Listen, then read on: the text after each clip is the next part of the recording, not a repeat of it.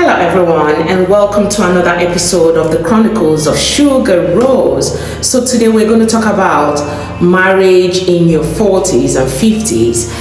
Before then, myself and my husband, we went out, right? So I was trying to look for a place to make this video and to market my dress as well, but I couldn't find it, so I had to come hide here. So if you can see me and you can hear me, that's all that matters. Forget about everything that you see here.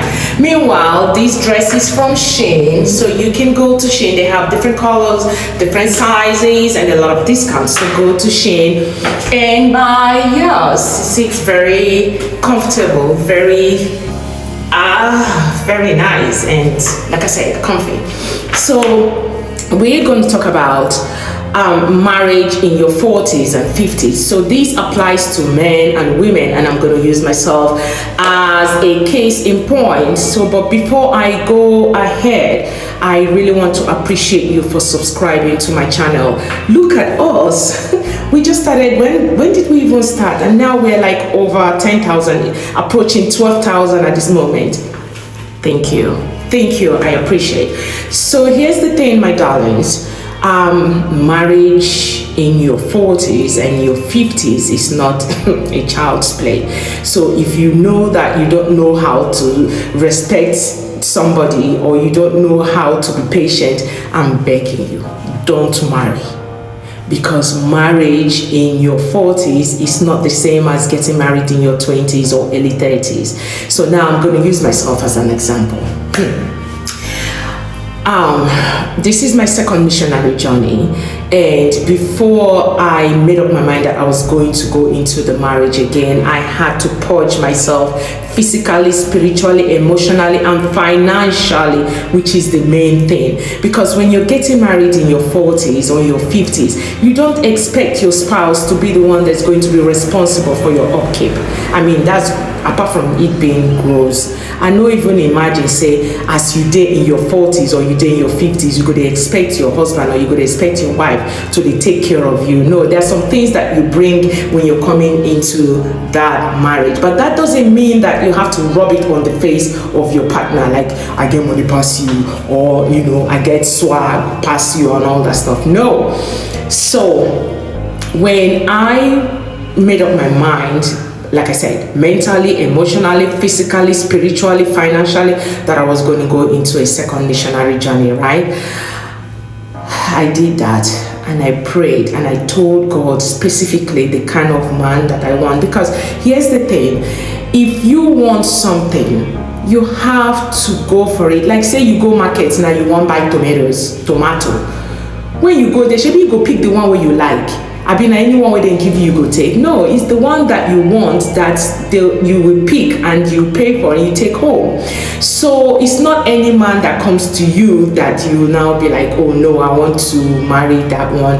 Marriage in your 40s and your 50s, you have to have the intention. You have to go with intention. You have to have, not be anything will come, you go just grab, say you want marry. Don't be desperate, because you see, this life, everybody did for everybody. See that thing that they always say, there's nothing out there. No, now you where they over select, So here's the thing, okay, let me use another example.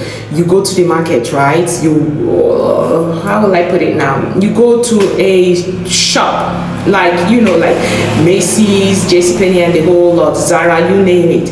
You want to buy a dress, and you see a dress that you actually like, and it goes well with what you have in mind. Even if it's not your size, you're still going to buy it to amend it to your size, right? Yes, that's how marriage is. If you see 80% of what you want in your partner, in your man, in your woman, take it. It's better than saying, oh no, you don't want to, I don't want to do this, I know, I'm waiting for the right one. You wait for that right one till that kingdom come, because you myself, are you right? So you check them now, are you right? So that's what I'm saying. That's number one. Number two, what you have to think about before coming into that marriage. You have to think about your mental state. Are you ready to have an argument and settle? Are you ready to do like this? Oh, what kind of man is this? Are you ready for that? Or Jesus, what kind of woman is this? You talk too much, you complain. Are you ready for that? Are you ready to put water in your mouth and not say nothing? You know, are you ready for how will I put it now? Oh, I don't have money. I need my spouse to give me money. And then you talk to your spouse and he says he doesn't have, and then you start going crazy. Are you ready for that? If you know you're not ready for all of that, my dear, stay by yourself, stay in your nice duplex, carry your big Mercedes Benz and be driving and stay on your lane, because once you enter with that your negative attitude, as you're entering through the front door, you're going through the back door. So this wonderful day, my husband called me on the phone and was telling me that, hey, I have seen you and I have made up my mind that you are my wife. I am going straight to marriage. If you're ready, let me know. If you're not ready, I don't want to waste your time. I don't want to go into dating. I know that you are my wife and I want us to go straight to the point of getting married. So I don't want to waste your time and I don't want you to waste my time. I was like, what the heck is this? And this is me that have been praying fervently, fasting, that God should please bring the man that I will call husband. And not only that, that Father, Lord, please, I don't want to go into that long level of dating and trying to know the person. I want the person to come with the intention of marriage, like, hey, I want to get married and all that. And I was very specific when I was praying, right? The man come now. When the man come too, he went straight to the point. He was like, hey, I have seen you and I like you, and not just that I like you, my spirit and your spirit goes together and you are my wife. And I want you to not think about it. Let us just go straight. The only thing is, I don't want you to waste my time. I don't want to waste your time by trying to say, okay, let's see how it goes and all that stuff. You are the one that God has destined for me. When he said that in my head, I was like, you know, but what kind of man that would just come with that intention, like, hey, I want to marry you? So the first thing that I asked him was that, you won't marry me because of Bali, I be waiting. He busted out laughing, like he laughed like me that asked that question. I became embarrassed. But fast forward, and we actually talked for long, and everything that I prayed that God should give to me is what I was hearing from my now husband. You know, but the only thing that I did not pray that God should give me now is the tall man, because my husband, plus I thought because I'm small, or maybe it will be the same height, but I forgot to ask God for that one. But that one is nothing compared to everything that God has given me. Now, another thing that I did not pray for, I did not pray that God should please give me this grace and the patience to, you know, when it comes to argument, to be able to manage it in terms of argument. Because in a relationship, in a marriage, you and your spouse never get misunderstanding. I'm not sure saying that marriage in ideal. And for the man, if your wife is that kind of wife that gives you peace of mind, she doesn't disturb you, she doesn't argue with you, she doesn't behave like an obanje one day, she'll just wake up, she's moody and she will transfer the aggression to you. My dear, I don't know if that is your real wife, because real wife will give you wahala, not negative wahala, but that kind of thing. I'll be like, hey, what kind of thing is it? You know how you have a child, right? The child will try to get on your nerves, but that doesn't mean that you're going to just disown the child like that. You know, that kind of thing. Marriage is a beautiful thing. It is beautiful. You have no idea. The idea of one person, two different people coming together, arguing and settling and having offspring together, I mean, it's priceless. Now, if marriage does not come to you and you're not married, it's not the end of the world, right? Don't take it personal. Don't be like, don't bake yourself on that. That's one. Two, I do not wish a divorce for even my enemy. Divorce is not something that it's you write home about. But then again, if the marriage is not compatible anymore and you know that you're not safe there, please move. Divorce is better than rest in peace. You understand? Now, in my own case, this is my second missionary journey, and it took me a while to be able to say, hey, I really want to settle down, because I grew up in a family of where marriage is cherished, you know. And apart from that, I want to get married. I want to disturb somebody. I cannot be disturbing myself now. I cannot be doing baby for myself. So I need somebody that I'll be doing baby for, somebody that I will call husband, you know, my partner and all that stuff. Some people don't like it, but me, this is me. So that was why I prayed fervently for a partner. Now, so when I now saw with myself and my husband, we finished talking, right? And I said, so this is it. But here's the thing, when I entered into the marriage, inside this marriage, I already made up my mind that, hey, we're going to have an argument. It is not the argument that is the coco rico thing. It is the settling after the argument. You have seen people who have been married for 30 years, 40 years, 50 years. One person is the one that is brokering peace, right, left and center, and then the other person has seen that, oh, this person is brokering peace, and follow. You know, sometimes when a husband and wife don't date together, they go they resemble, they act the same way, kind of. It's not all marriages, but most marriages. So when I was coming into that marriage, I knew that these are all the things that I'm going to come with. I have to learn to be patient, because if you want something, you have to work for it, right? You can't just go into a marriage and you expect it to be a bed of roses. Yes, it could be a bed of roses, but with thorns, you know. I knew what I was getting into. I had to, as I was entering into the marriage, I was entering with peace, spirit of discernment, virtuous woman, wisdom, because you have to pick your battles. There are some things that in a marriage you pretend that you did not see it, just for your own peace of mind, though. It's because some people will be like, happier kudo wedi, oh, leave it for peace to reign. No, if your mind says for you to talk about it, go ahead and talk about it. Now it's how you talk about it that matters a lot, you know. Do not sweep anything under the table, because when you keep sweeping, one day that carpet go full dirty, and the day you bring it out to clean it, it's either that carpet you might throw it away, or you might have, you know, some kind of allergies because of the dust we don't come out from there. So a lot of stuff that you don't sweep under the table. Also, like I said earlier, there's some things that you overlook, because in marriage you have to choose your battle. Now, some people will say happy akudowe. No, don't do that. If it's something that you want to talk about, go ahead and talk about it. Now, it's not the argument that is the cocoa. It's the settlement, or the settling of the argument after the argument that is the main thing, you know. So when you're going into a marriage in your 40s and 50s, don't go in the, you know, like being childish, you know, everything you bicker, everything you complain, you do that, or there's a competition, maybe because the man has money and then the woman, you have money, and then you're doing some kind of competition. No, you as a woman, keep that aside. You don't need it. You don't need it.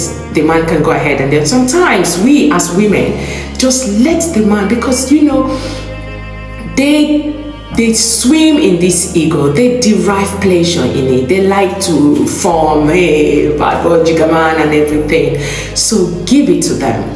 And I said in one of my episodes, if you don't know how to hype your husband, or when I don't know, you have to learn it, because they bask their enjoyment, their pride in that. And then you as a man as well, you try to appreciate your wife, because if you don't appreciate your wife, outsider will appreciate her. There's no two ways about it. Now back to what I'm saying. In your 40s and 50s, you're going into a marriage, right? You have to go with a purpose. You have to go with an intention. Oh, I am going into this because of this. Just like you're going to study a course in the college, in the university, sorry. you're going to study this course so that when you graduate, you will use it for something. For those people that are cooks, that are chefs today, actually you go learn how to cook the food. Now the reason why you're learning how to cook that food, now make you for still the sabi to the cook am. So as a 40, 50-year-old man or woman that is going into a marriage, you should go with the intention that you need this partner, and the partner needs you because you're giving and you're receiving. So do not be on the giving side only, and do not be on the receiving side only. It takes two to tango. So when I went into this marriage, I went with my own peace of mind. I went with my own confidence and everything that I know that I can muster. I'm not talking about physical things. I'm talking about, things that most times money cannot buy, and peace of mind is one of those things that I know that money cannot buy. And you and I know what I'm talking about, because there are a lot of rich people who don't have peace. There are some poor people who don't get peace too. They say when they get money, they will get peace. Eventually they have the money, they don't come get the peace. So I went there with my spirituality. I know I have to be prayerful.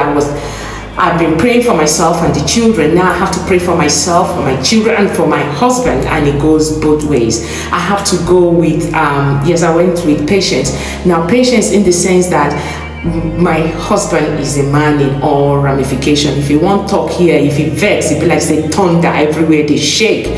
So when he comes to that level, my own not to calm down, because for two cocks no go fit there for one place. This one they shout, this one they shout. No, I am not that kind of yelling person, and nobody is going to push me to start behaving like that. But that's not how I was brought up. That's not how I grew up. So my husband is when he's upset, he's like, wow, like a Hokogan. So in that moment, I learned to calm down. It's not that the quarrel don't settle. Quarrel never settle, but I calm down.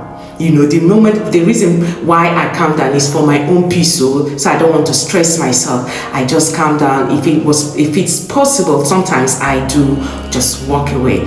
When he's calm and everything, quarrel don't finish, this one apologize, that one apologize, we come together again. 600 years later, I will bring that matter up. We must bring that matter up until it's trashed. Until it's trashed. That's me. I don't know, everybody have their own different ways of settlement, but this is my own way of settling issues. So because I know that I came here with intention, and I don't intend filing for divorce again at this age. No. There are some things that you'll be like, no, at this age I'm done. So when you're coming into a marriage, like I said earlier, you must not marry. But if you must, there's some things that you have to come with. And if you know that you're that kind of woman, we know they hear one. If somebody talk one, you talk 20. I don't think marriage is for you. If you're that kind of woman that you have money and you love to show off, even in presence of your husband and his friends and his family, I don't think you're ready for marriage. If you're that kind of woman that you love to party and everything, and your husband is not the partying type, your husband will tell you, don't go now, stay, let's talk for them. You want to party, you want to eat your cake and have it. That marriage is not for you. You're better off being alone, being by yourself, driving your B-Man or your Mercedes-Benz, living in your beautiful condo and everything. You have your freedom, but you cannot carry all those freedom and enter inside marriage, especially marrying somebody who is your opposite. Oh no, oh hell no, not in your 40s and your 50s. 30s, they can do all that. Early 20s, the late mid-20s and all that. But when you're in your 40s and 50s, you're going into a marriage, go with intention. Because if you don't go with intention, as you're entering through the front door, my brother, my sister, the back door is wide open because you're going out through the back door.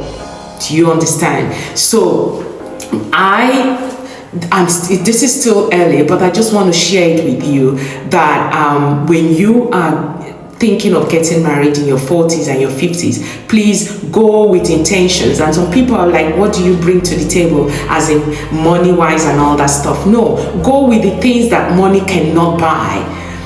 Go with patience, go with spirituality, go with physical emotions. Yeah, financial aspect is very good as well, right? But peace, your own peace of mind, because if you don't have peace of mind, how are you going to give somebody what you don't have?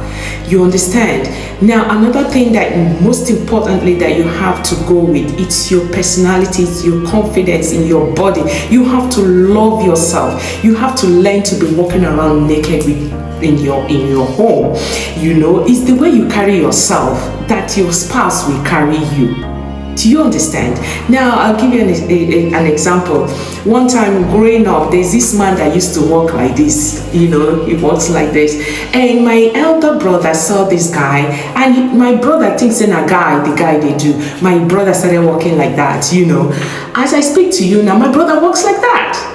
It's not be say leg the pain him, leg no the pain him. But because he saw that guy walking, and you know that guy that was walking like that, right? That guy that was walking like that, right?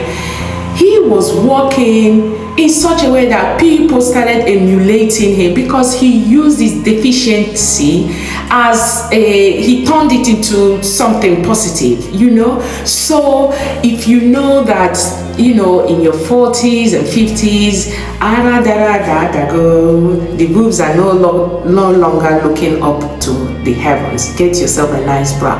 But at night, my dear, you have to love yourself, because old age these days is a blessing. Old, healthy age is a blessing. And then you have that age, and then you are hiding it. What are you hiding it for? You have to learn to love your body. If you don't love your body, do something. Some people, they go under the knives because they don't like it. If you're that kind of person that want to go under the knife, by all means go if your spouse is in support of it. You know, I used to be very big before, but I didn't like how I was because of my cholesterol, a lot of all that negativity and all that. I had to work myself to shed the weight. So you have to love yourself. You have to carry all those positive things into your marriage in your 40s and 50s. Otherwise, my dear, you're better off being alone. So this is the Chronicles of Sugar Rose. I have to tell you another story, how I carry Ghana must go take run from one politician house. Stay tuned.